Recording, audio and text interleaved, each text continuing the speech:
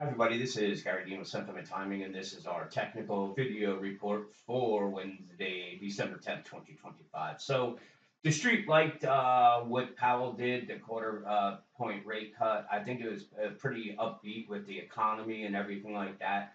But we still had the same thing. This is one of the reasons why I'm not a big fan of trading Fed days. Is we got the initial announcement, we shot up, came back down, came back up, came back down, and then shot up. This one gave us actually one, two, three, four head fakes on it.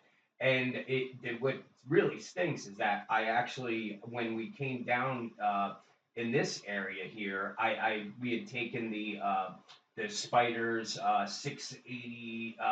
I'm sorry, I think it was the 684s we took. This is S&P, that's why. But we got the move up, and I said, we are up pretty well on the actual call side. And I said I'm going to take the call side off, and it came down, and I thought it was going to keep going down, and it came up. So the put side, we lost a little bit of money on it. It was kind of an even trade, but if we just kept the calls, it went straight up. But in any case, let's look at what's moving forward here. So you can see we found sellers right at the previous highs right here.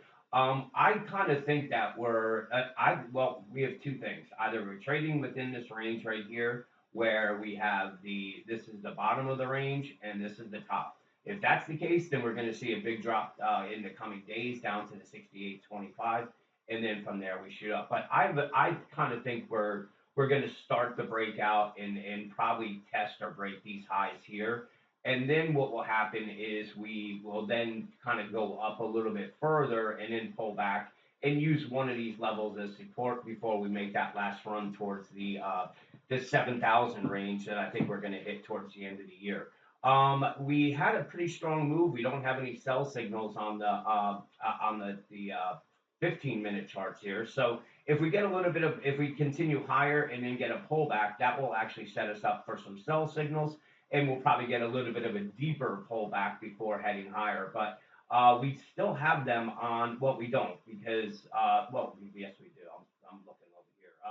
So basically, this divergence has started from here and has continued higher. And unless we get a big move up all the way here and it shoots up this our momentum indicator, then what we'll say is then that will tell us is that this was all the move that we needed for this divergence, and from there we'll have to start another one before everything gets set. But obviously the bulls are going to have to get it above the 69.21. The bears, let's go to a lower time period. We really don't. I mean, the bears are going to have to get it back below, really, let's say the 68.65 level. If they do that, then it opens the door for a move all the way down to 68.25. So this is the line in the sand for the bears, the 68.66. If they get it through it, well, let's just use the moving average since a lot of people like to buy the 66.55.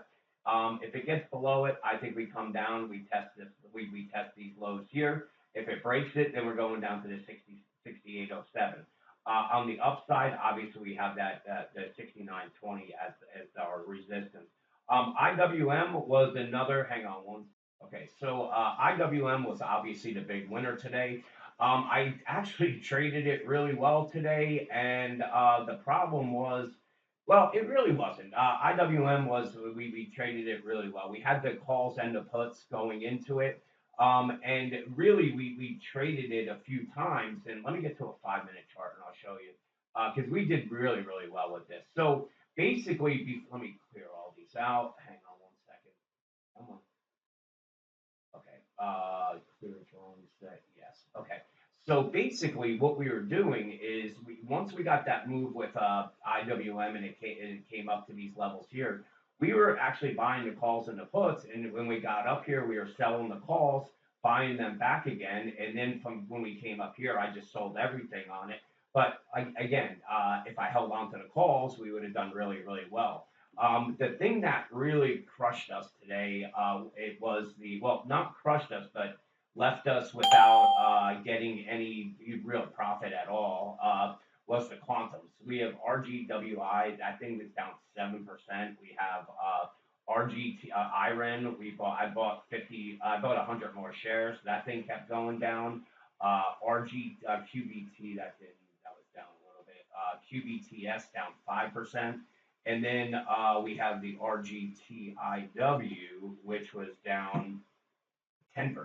So this hurt us. What we ended up doing for the we made $58, and that's what the quantum's getting absolutely crushed. So it's a one of those things where if we didn't trade well today, we would have been down probably $3,000. So we made some good trades. I got into ETHU. That was a really easy trade. Got into it. I closed the first half for $750 and held on to the other half. So again, all these things it kind of helped us with what we were doing with the quantums because they crush us. I'm still a big believer. I think that my one friend that I talked to, he said what happens is a lot of the weak hands right now, the ones that bought RGTI and RGTIW near the highs, and they're here. What they're doing is they're taking tax losses and selling it.